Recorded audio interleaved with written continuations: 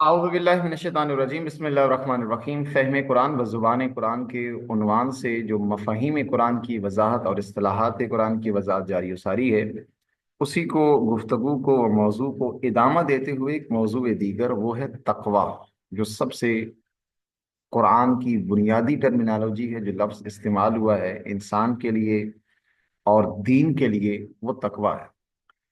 ہماری کوشش ہے جو قرآن کریم کے مفاہیم اردو زبان میں غلط ترجمہ ہوئے ہیں، ان کے اصل مفاہیم کو لغت سے بیان کیا جائے تاکہ ہمارے لیے قرآن فہمی آسان ہو سکے، اور ماہ رمضان المبارک جو مہینہ ہے ایسی بندگی کا جس کے نتیجے میں انسان فہم قرآن درست طریقے سے کر سکتا ہے اور قرآنی مطالب کو اپنی دسترس کے مطابق اپنی زندگی کے لیے بعنوان ہدایت عمل کرنے کی توفیق پیدا کر سکتا ہے، اس میں یہ معاونت کارگر ثابت ہو سکے اور فہم قرآن کے عنوان سے یہ موضوع ہمارے لیے واضح ہو سکے اور ہم قرآن کی زبان سے اس مطلب کو سمجھ سکیں اور ہمارے لیے ہدایت آسان ہو سکے۔ ایک وہ لفظ تقوی ہے جو سب سے زیادہ قرآن کریم نے جگہ جگہ پر انسان کے لیے اور دین کے لیے استعمال کیا ہے، جس کا معنی غلط کیا گیا ہے۔ معنی کیا کیا گیا ہے اور الہی تقوی اس سے کیا مراد دیتا ہے، آئیے ہم کوشش کرتے ہیں اس مطلب کو سمجھنے کی، تاکہ ہمارے لیے یہ موضوع آسان ہو سکے سمجھنا، اور اس پر ہدایت کرنا، اس کے بعد عمل کرنا ہمارے لیے ممکن ہو سکے۔ تقوی دو طرح کا، ایک ہے خود ساختہ تقوی اور ایک ہے الہی تقوی۔ خود ساختہ تقوی جو ہماری اپنی جیب سے بنایا گیا ہے، ہماری اپنی فہم کے مطابق بنایا گیا ہے، جب تقوی کا ترجمہ اردو زبان میں استعمال کیا گیا یا کیا گیا تو نتیجے کے طور پر تقوی کا معنی غلط سمجھا گیا ہے، اور وہ خود ساختہ تقوی یعنی آپ بس نماز روزہ انجام دیں اور چند کاموں سے محرمات سے پرہیز کریں، عملی زندگی کے ساتھ آپ کا کوئی تعلق نہیں ہے، اس کا نام خود ساختہ تقوی ہے۔ اور ایک الہی تقوی کیا، آئیے ذرا ہم اس موضوع کو تھوڑا سا ڈیٹیل کے ساتھ بیان کرنے کی کوشش کرتے ہیں۔ وہ تقوی کیا ہے جو مفہوم ہمارے لیے سمجھنا ضروری ہے۔ رائج معنی تقوی کا یہ ہے کہ بھائی بچنا، ڈرنا، پرہیز اختیار کرنا، جتنا ممکن ہو سکے آپ پرہیز اختیار کریں، اور پرہیز بھی اس طریقے سے اختیار کریں کہ آپ اللہ سے ڈریں، رسول سے ڈریں، اور ان چند چیزوں کو ڈرنے کا نام ہم نے رکھ دیا ہے تقوی، جبکہ یہ تقوی نہیں ہے۔ تقوی کا ایک لازمہ ہے، تقوی کا مکمل معنی کچھ اور ہے، اور آج اس تقوی کی بچنا اور ڈرنا اور پرہیز اختیار کرنے کے معنی کی وجہ سے نظام تقوی مکمل مہجوریت کا شکار ہو چکا ہے۔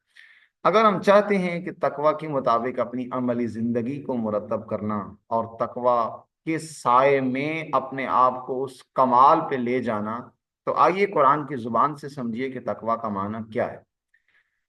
قرآن کریم کی تعلیمات میں تقوی پر انتہائی غیر معمولی اہمیت دی گئی ہے۔ اس مطلب کو ہمارے لیے سمجھنا ضروری ہے کہ اتنی خوبصورت ٹرم جو انسان کے لیے اور دین کے لیے استعمال ہوئی ہو، اور ہم کیسے ہو سکتا ہے کہ اس ٹرمینالوجی کو اور اس لفظ کو اپنی زندگی میں چھوڑ دیں اور اس کو ادھورا کر دیں یا معذوریت کا شکار کر دیں۔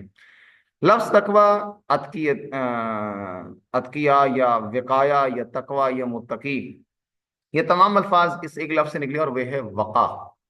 وقا سے وقا یقی، جس کا معنی ہے حفاظت، تمام لغت کے اندر اس کا معنی حفاظت ہے، اور اسی لفظ سے نکلا ہے وقایا۔ وقایا اس چیز کو کہا جاتا ہے جس کے ذریعے سے کسی چیز کی حفاظت کی جائے، جس سے کسی چیز کی حفاظت کی جائے اس کو وقایا کہتے ہیں۔ البتہ حفاظت ہر قسم کی نہیں، حفاظت بھی اس معنی میں کہ عرب جنگ میں استعمال کرتے تھے ڈھال، ایک تلوار اور ایک ڈھال۔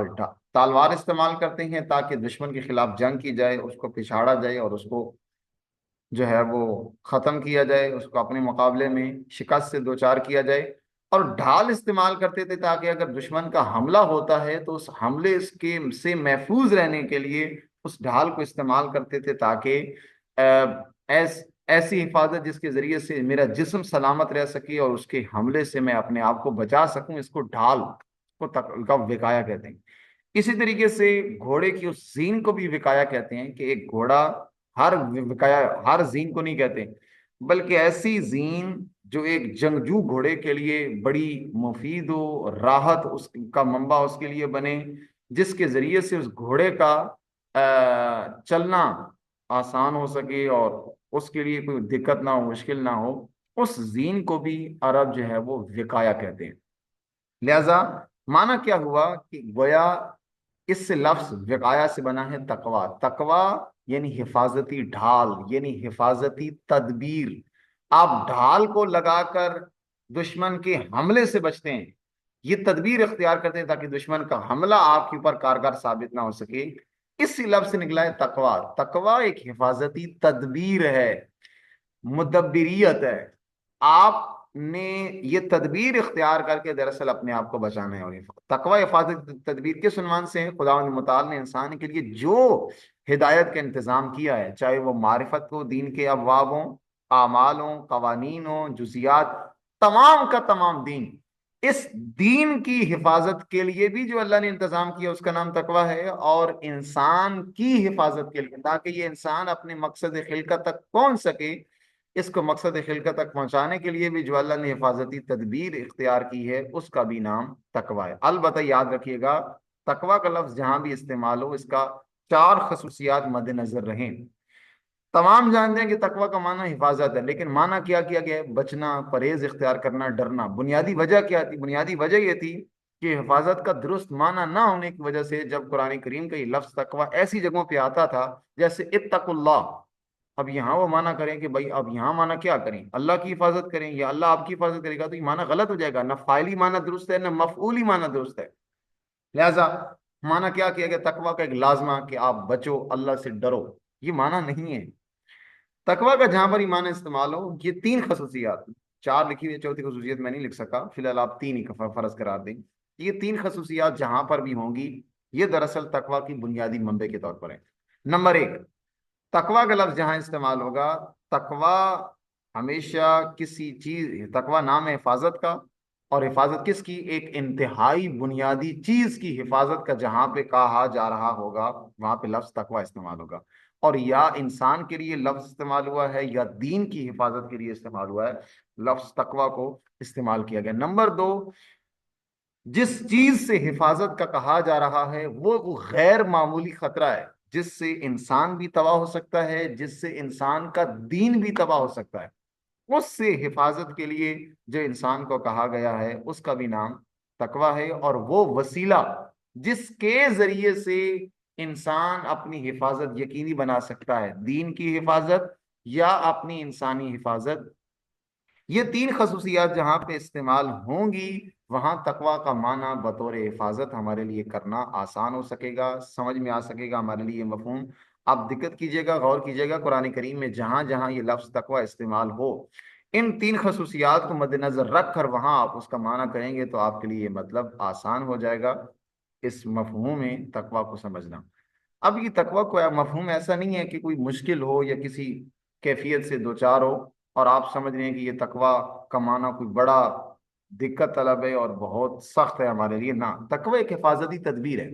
جس طرح ہم اپنی زندگی کے دیگر مختلف شعبوں میں ایک تدبیر اختیار کرتے ہیں، ویسے ہی اللہ نے اس دین کی حفاظت کے لیے اور انسان کی روح کی حفاظت کے لیے، تاکہ یہ اپنے کمال تک، اپنے مقصد خلقت تک پہنچ سکے، اس کے لیے جو تدبیر اختیار کی ہے اس کا بھی نام تقوی ہے۔ اب ہم جیسے بلڈنگ بناتے ہیں، تو بلڈنگ بناتے وقت اس کی سیکیورٹی کا خیال رکھتے ہیں کہ اگر کوئی حادثہ ہو جائے، زلزلہ آ جائے تو زلزلے میں یہ بلڈنگ پائیدار رہے، استوار رہے، اس کے لیے آپ اس کی بنیادیں مضبوط کرتے ہیں، سریہ مضبوط ڈالتے ہیں۔ یہ کیا ہے؟ یہ تعمیراتی تقوی ہے۔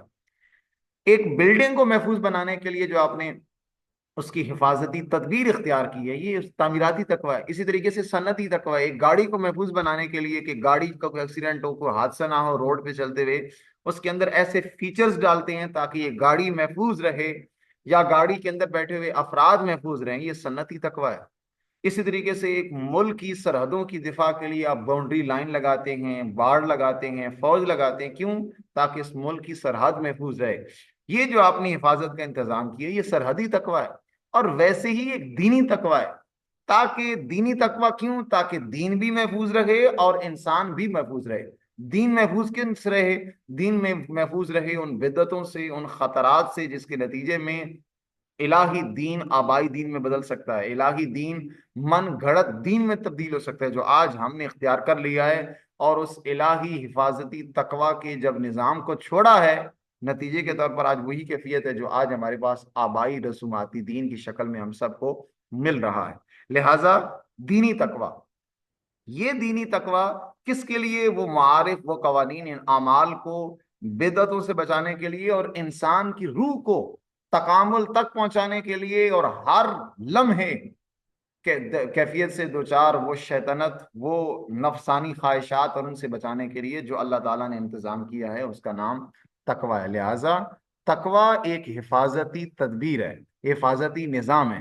تقوی اس حقیقت کا نام ہے جو انسان کے اندر اندرونی حفاظتی نظام دین پیدا کرتا ہے، تاکہ ایک دیندار، ایک عبد الہی، ایک با تقوی مومن ہر اس بیرونی خطرے سے محفوظ رہ کر اپنے اندر موجود اس قوت کے ذریعے سے اپنے آپ کو اس کمال تک پہنچا سکے۔ یہ دراصل بنیادی منبع ہے جس کے ذریعے سے انسان اپنے آپ کو اس کمال تک پہنچا سکتا ہے۔ لہذا ایک تقوی کا جو بنیادی عامل جو کہا گیا کہ یہ پرہیزی تقوی ہے، جبکہ پرہیزی تقوی نہیں ہے، یہ معنی ہمیں غلط بتایا گیا ہے۔ پرہیزی تقوی اور ہے، ستیزی تقوی اور ہے۔ یہ جو کہا گیا کہ پرہیز کرنا، آپ فلاں کام بھی نہ کریں، فلاں کام بھی نہ کریں، اس کا معنی تقوی رکھا گیا ہے۔ جیسے ایک مشہور بھی ہے ایک عالم دین کے بارے میں، وہ گئے، گوشت پکا ہوا تھا، کہ جی نہیں میں گوشت نہیں کھاؤں گا، مجھے آپ دال کھلائیں۔ کیوں بھائی دال کیوں کھلائیں؟ نہیں جی میرے تقوی کے برخلاف ہے، گوشت کھانے سے تقوی خراب ہو جاتا ہے۔ یہ معنی کہاں سے کیا گیا؟ یہ خشک تقوی ہے آپ کا۔ یہ اس پرہیزی تقوی نے کیا نقصان کیا ہے؟ میں بھی اس کی طرف آتا ہوں کہ اس پرہیزی تقوی کے نتیجے میں کتنا بڑا نقصان ہوا ہے۔ ابھی آپ حیران ہوں گے کہ اس پرہیزی تقوی کے نتیجے میں کس کیفیت سے آج ہمارا معاشرہ تباہ ہوا ہے۔ اصل تقوی ہے وہ ستیزیت، وہ ڈھال جو ہمارے وجود میں پیدا ہوتی ہے، جس کے نتیجے میں ہم یہ پرہیز کر پاتے ہیں۔ وہ طاقت، وہ قوت جو انسان کے اندر پیدا ہوتی ہے، جس کے نتیجے میں انسان ان گناہوں سے اور ہر حملہ آور چیز سے انسان اپنے آپ کو محفوظ رکھتا ہے، یہ دراصل وہ ستیز ہے۔ تقوی کی پرہیز لازمہ ہے، معنی ستیز ہے۔ ستیز یعنی انسان کے اندر پہلے وہ طاقت اور قوت پیدا ہوتی ہے جس کے نتیجے میں انسان اپنی حفاظت یقینی بناتا ہے۔ حفاظت ہی یقینی نہ بنے تو پرہیز کس سے ہو؟ توجہ ہے کہ نہیں ہے؟ ستیز پہلے ہے، پرہیز اس کا ایک لازمہ ہے۔ جب آپ کے اندر ایک قوت اور طاقت ہوگی کہ آپ محرمات سے بچیں گے، آپ کے اندر وہ جہاد بن نفس کی صلاحیت ہوگی جو تقوی کے ذریعے سے پروان چڑھے گی، اسی کے نتیجے میں آپ ہر اس حرام کام سے، ہر اس حرمت سے اپنے آپ کو محفوظ رکھ سکیں گے، اور یہی وہ لازمہ ہے حفاظت کا۔ اسی کے نتیجے میں ہماری حفاظت ممکن ہے۔ اگر ہم یہ سوچ کے بیٹھے ہیں کہ حفاظت میری ویسے ہو جائے گی اور میں اس نتیجے میں اپنے آپ کو کامیاب کر پاؤں گا اور میری اس کے نتیجے میں دیندار بن جاؤں گا، ایسا ممکن نہیں ہے۔ میری دینداری اس صورت میں ہے جب میں اس تدبیر پر عمل کروں۔ یہ تدبیر پر میرا عمل کرنا دراصل یہ اصل میں تقوی ہے۔ ورنہ اگر میں نے وہ اپنے ذہن میں بٹھائے رکھا کہ یہ تقوی، میرے ذہن سے مراد یہ ہے، تو تقوی ذہنی تقوی، توہماتی تقوی کبھی بھی مجھے حقیقی تقوی کے مقام پر نہیں لے کے جاتا۔ لہٰذا اس نقطے کو مد نظر رکھیے گا کہ اصل چیز تقوی وہ جسم کے اندر، وہ انسان کی روح میں وہ طاقت اور قوت پیدا کر دیتا ہے جس کے نتیجے میں انسان ایک ڈھال کے طور پر ہر اس حملہ آور چیز سے جو انسان کی روح کو تباہ کرے یا انسان کے دین کو تباہ کرے، اس سے انسان محفوظ رہ سکتا ہے۔ یہ جو آج ہمارے معاشرے میں تقوی قرار دیجیے گا کہ پرہیزی تقوی، کہ بھائی ہر چیز سے پرہیز کرنا تقوی ہے، یہ بہت خطرناک تباہی ہے۔ اس پرہیزی تقوی نے اتنے نقصان پہنچائے ہیں، اتنا ہی نقصان ایک وہ انسان جو تقوی پہ عمل نہیں کر رہا، اس میں اور اس میں کوئی فرق نہیں ایک لحاظ سے دیکھا جائے۔ وہ نقطہ ذرا ذہن میں رکھیے گا، اب اس نقطے کو ہضم کیجیے گا، میں اس کی وضاحت کر رہا ہوں تاکہ آپ کے لیے مطلب آسان ہو سکے۔ یہ کیا وجہ ہے کہ پرہیزی تقوی اتنا نقصان دہ ہوا ہے کہ آج یہ جو متحجرانہ جو دین مکمل بنا ہے، متحجرانہ دین، کہ بھائی آپ کو اپنی خانقاہیت سے غرض ہے، اپنی انفرادیت سے غرض ہے، کہ پرہیزی تقوی کا مطلب کیا ہے کہ بھائی آپ نے ہر اس چیز سے پرہیز کرنی ہے جو آپ کے تقوی کے برخلاف۔ اس کی وجہ سے چار بنیادی عناصر پیدا ہوئے ہیں۔ سب سے پہلے ہے لاپرواہی. لاپرواہی معاشرے میں غلط ہو رہا ہے، اچھا ہو رہا ہے، آپ کو اس بابت کچھ کرنے کی ضرورت نہیں. کیوں؟ آپ کریں گے، کہیں گے کچھ، نتیجہ کیا ہوگا؟ آپ کی عزت پہ معاملہ آئے گا اور یہ آپ کے تقوی کے برخلاف. تو آپ نے کیا کرنا ہے؟ آپ نے بالکل لاپرواہی اختیار کرنی ہے ہر اس چیز سے. یہ معاشرے میں غلط ہو، معاشرے میں تباہ ہو جائے، زنا کاریاں بڑھ جائیں، تباہ فساد و انتشار بڑھ جائے، اس بابت تقوی مانے بن جاتا ہے. وہ کہتے ہیں آپ صرف نماز روزے کی حد تک رہیں، آپ کو کسی اور معاملے میں دخالت دینے کی ضرورت نہیں ہے، ورنہ آپ کا تقوی خراب ہو جائے گا. دوسرا سب سے بڑا عنصر جو اس پرہیزی تقوی کے نتیجے میں پیدا ہوا ہے، غیر ذمہ داری، جس کو دین بد عہدی کہتا ہے. اور فرما رہا ہے قرآن کریم جگہ جگہ پہ کہ آپ سے عہد کے متعلق پوچھا جائے گا. اوفو بالعہد ان العہد کان مسئولا، اپنے عہد کو وفا کرو، اپنی ذمہ داریوں کو مکمل کرو. کیوں؟ کیونکہ ان العہد کان مسئولا، کہ بے شک آپ کی ذمہ داریوں کے متعلق آپ سے پوچھا جائے گا. اور یہ عہد جس کا معنی ذمہ دار ہے اردو کے اندر، یہ غیر ذمہ داری. پرہیزی تقوی کے نتیجے میں انسان غیر ذمہ دار ہو جاتا ہے. غیر ذمہ دار ہر اس چیز سے جو میرے اس وجود کے علاوہ باہر کی ہو. میں ہر اس چیز سے بری و ذمہ ہوں. کوئی غلط ہو، کوئی سیاہ ہو، کچھ بھی ہو، مجھے نہ کچھ کہنے کی، کچھ کرنے کی کوئی ضرورت نہیں ہے. معاشرے سے غیر ذمہ داری یہ وہی صوفیانہ طرز زندگی ہے کہ آپ انسانوں سے ہٹ کر آپ کسی جنگل میں چلے جائیں اور وہاں جا کے زندگی گزاریں.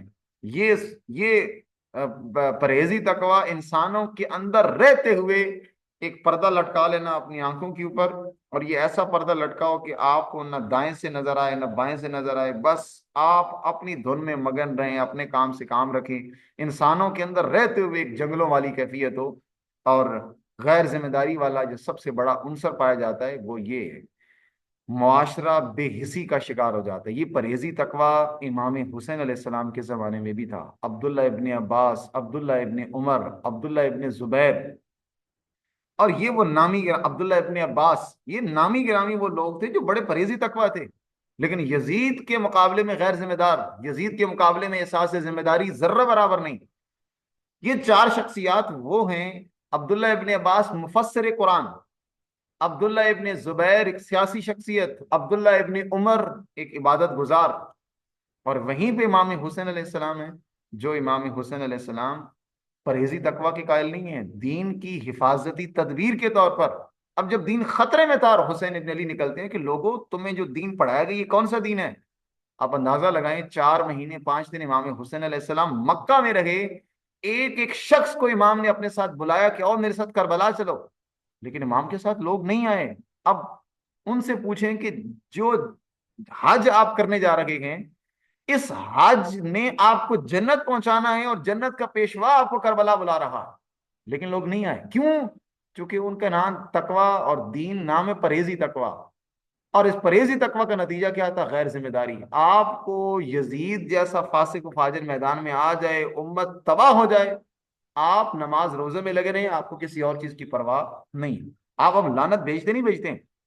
لعنت بھیجتے ہیں ان لوگوں پہ کہ لعن اللہ امۃ سمعت بذلک فرضیت بہ، جن نے سب کچھ سنا اس پر راضی رہے اور امام حسین علیہ السلام کا ساتھ نہیں دیا. تو آج اپنے زمانے میں بھی ان نام نہاد پرہیزگاروں پہ لعنت کریں نا، جو آج معاشرے کی ان تباہیوں کے خلاف بول نہیں رہے، آج معاشرے کی اس فساد و انتشار کے خلاف آواز نہیں بلند کر رہے، تو وہ بھی تو اس لعنت کے مستحق ہیں. اس پرہیزی تقوی کا نتیجہ متحجرانہ دین ہے. میں کوشش کروں گا انشاءاللہ اس موضوع پہ کافی ڈیٹیل کے ساتھ کہ تحجر کیا منبع بنتا ہے، تحجر کے عوامل اور متحجرانہ تاریخی شخصیات جنہوں نے یہ تحجر ڈیولپ کیا ہے.